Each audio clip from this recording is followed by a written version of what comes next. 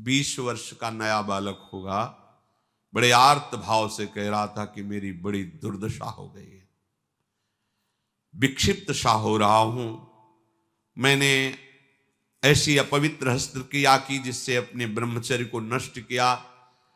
आज हमारा जीवन ऐसा खोखला हो गया कि अंदर से अशांत, हर समय में बहुत कष्ट में रहता हूं, बहुत परेशान हूं, अब क्या करूं।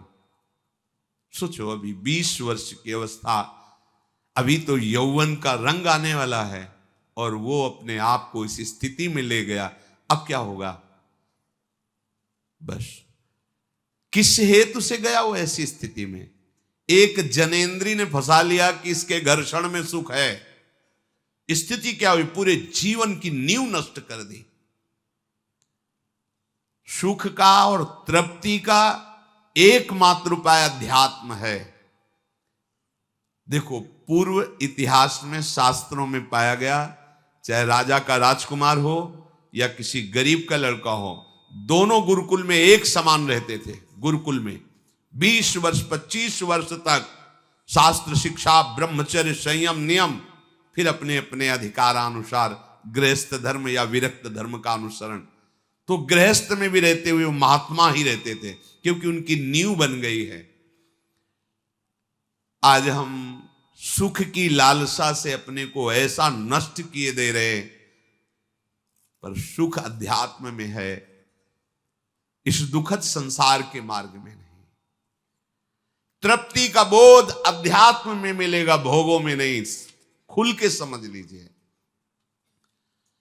नए नए बच्चे हैं, सर्च करते हैं तो उनको ऐसे सूत्र हमें दिखाए। जब ब्रह्मचर्य के विषय में चर्चा हुई थी तब वो साइड में ये लोग पढ़े लिखे दिखाए कि देखो ये क्या बोल रहे हैं। वो बोल रहे हैं जब तुम्हें कोई फ्रस्ट्रेशन दो क्या आवे तब आप ऐसा कर लो, बड़ी शांति मिलेगी और आपका खून बढ़ेगा। नए नए बच्चों को लगा कि सुख भी मिलेगा और स्वास्थ्य भी बढ़ेगा और फ्रस्ट्रेशन भी जाएगा, मतलब लाभ है। सर्वनाश कर दिया इन अज्ञानी लोगों ने, सर्वनाश कर दिया। ये उन महात्माओं के वचन हैं जो जीवन में अनुभव किए हैं। जो विषयी पुरुष भोगों को सुख मानता है वो निर्णय कर सकता है जीवन उज्जवल कैसे बनेगा, बलवान कैसे बनेगा। बिना संयम के, बिना नियम के आज तक कोई बलवान बन पाया है। कैसी दुर्दशा बच्चों की हो रही। छोटे छोटे बच्चे जिनका भविष्य उज्जवल होना है, तेजस्वी होना है, जो हमारे देश के काम आवे, जो हमारे समाज के काम आवे, वो अपने शरीर की ऐसी दुर्दशा कर ली कि वो खुद जीने के लिए परेशान है। तुम्हारे समझ में नहीं है तो हमारे पास आते हैं तो बताते हैं नई नई अवस्था की क्या हुआ। सुख की खोज गलत जगह। अध्यात्म में सुख है, सच्ची मानिए। ब्रह्मचर्य एक वो महान आशीर्वाद है भगवान का। आपसे कोई और साधन न बनता हो, यदि ब्रह्मचर्य है एक अपार शीतलता, कोई भी रोग तुम्हें परास्त नहीं कर सकता। सच्ची एक नवीन उत्साह, बुखार है, किडनी फेल है, दर्द है, एक नवीन उत्साह, एक नवीन बल तुम्हें कहीं झुकने नहीं देगा। सोचो, जिसके निकलने में तुम सुखानुभव करते हो उसको रोकने में कितना महान सुख होगा। पर ये बातें ना तो स्कूलों में बैठ के समझाई जाती हैं, क्योंकि यह अध्यात्म मार्ग की नींव है।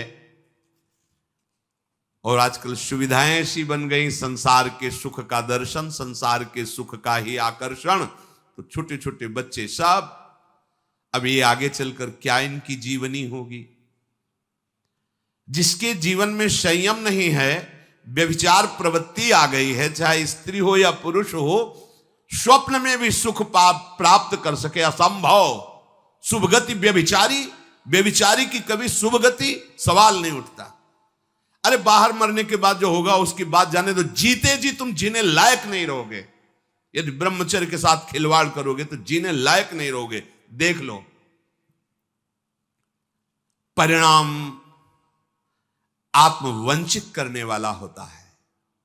मान जाओ, मान जाओ, ये खिलवाड़ बंद करो। गृहस्थ धर्म में शास्त्र आदेश है संतानोत्पत्ति के लिए।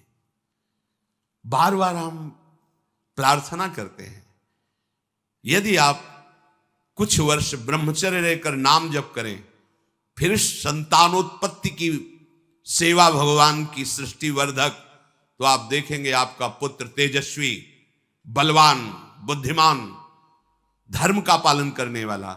जब आप ही बेविचारी हैं तो आपकी संतान क्या होगी? आप ही धर्म भ्रष्ट हैं तो आप क्या प्रकट करेंगे? जहां मां की महिमा का वर्णन किया जाता है कि पहला पद इस सृष्टि में सबसे बड़ा मां का है।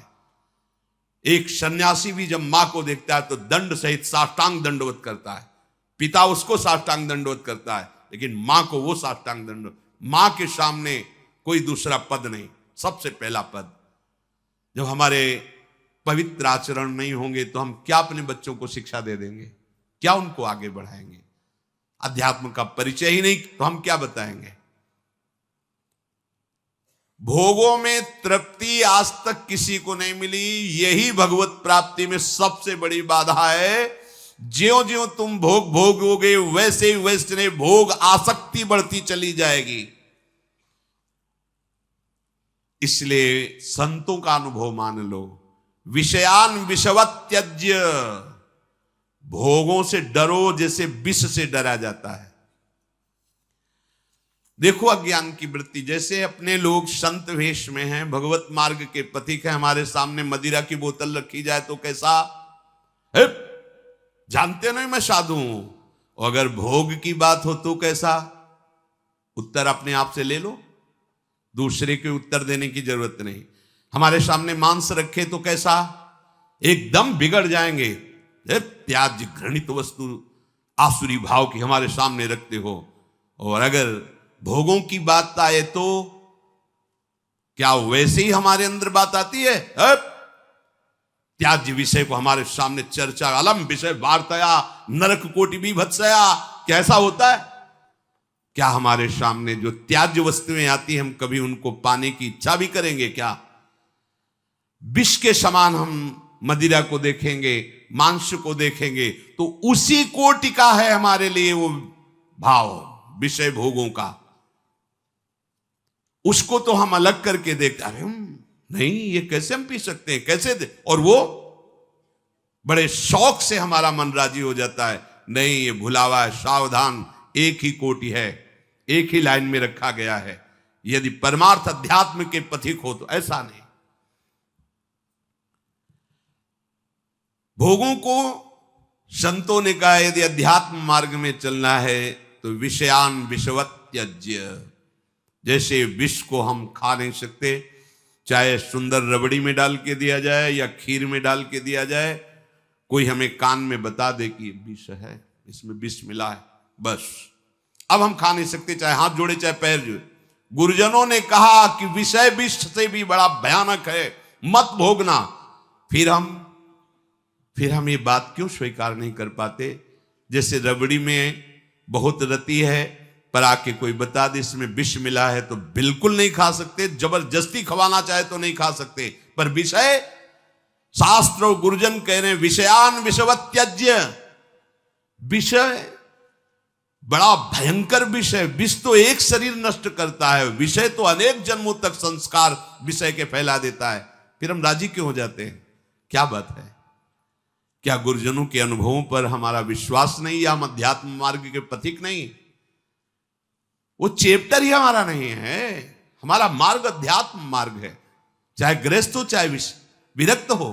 एक पत्नी व्रत धारण करने वाला गृहस्थ ब्रह्मचारी ही माना जाता है। जो केवल संतानोत्पत्ति के लिए गृहस्थ क्रिया करता है उसे ब्रह्मचारी ही माना जाता है। नाम जप करते हुए अतिथि सेवा, परिवार का पोषण, वो साधु ही माना जाता है।